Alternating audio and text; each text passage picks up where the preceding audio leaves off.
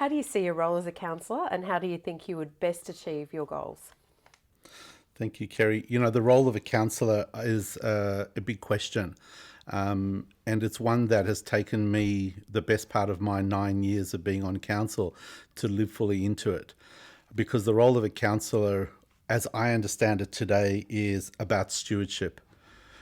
Of course, it's about doing things as well, but it's about stewardship, and stewardship includes this place that we call Gumbaynggirr country, that we call the Bellingen Shire, from the mountains to the sea and everything in between. It's the stewardship for people, environment, the built environment and the natural environment. And it's taken me a while to get there, to really kind of fully live into that. I also think the role of the councillor is advocacy. So it's advocacy for the wider community on things that they think are important to them, even when the wider community can sometimes not see eye to eye about a particular matter. And then I think there's a third thing about the transfer, about the role of the councillor. And this is a really important one, because the expectation from general people within the wider community are that council can fix everything. All we need a bit more resources. We need a bit more of that if council just did it better. So what I see as the third plank of being a councillor after stewardship and advocacy is being a translator. Is sometimes translate for council what it looks like to ordinary people, what's happening, and also for ordinary people, what council's trying to achieve. The question around skills in order to steer council, I think, is an important one. But I actually think that value alignment, personal value alignment, is more important than skills. Because, to be honest, even after 9 years, when the Deputy General Manager talks about bridge loads and engineering, there's still stuff that I just do not understand. When we talk about biodiversity and we talk about water quality and sewerage count, there's stuff that I still don't understand.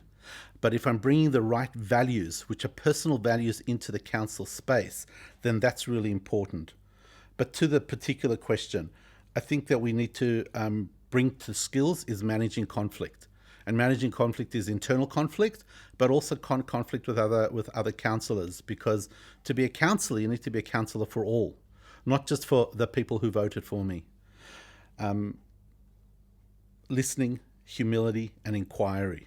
So listening is actually the ability to hear what people are saying, not pretend that we're just kind of hearing and then going on our own way. Humility is the interest that the community has here requires me to put aside my own personal perspective and really listen deeply and know that there's great wisdom in our community and within the different groups within the community. And lastly is inquiry. And inquiry to me is the ability to ask a question, to really seek an answer without thinking you know the answer. So those are some of the skills that I think that we need in as a councillor and as a council together.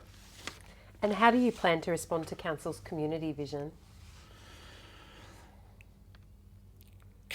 Council's community vision is something that was put together for 2027 many moons ago, and the council's community vision is a document which is aspirational and one that is also undergoing change.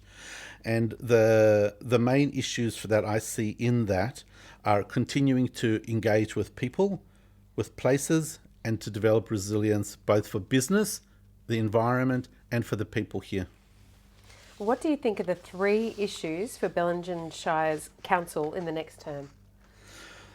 The 3 key issues are transition, managing expectations, and sustainability. Transition is about a whole bunch of new councillors, new staff working together, a council for all. Managing expectations is there are many new people coming out to live in our Shire. We're going to be in a post-pandemic world. They're talking about it as an endemic world of COVID. So managing expectations. And lastly is sustainability. And sustainability is our ability to continue to develop and manage this place called the Bellingen Shire, which is our home. And finally, how are you going to balance your issues as a resident and your council decision-making function? That's a the question about balancing your own personal space with being the councillor role is, over 9 years, I believe I've demonstrated that really clearly. I take advice from the senior staff about managing conflict of interest, but it comes down to three particular issues. One is good policy.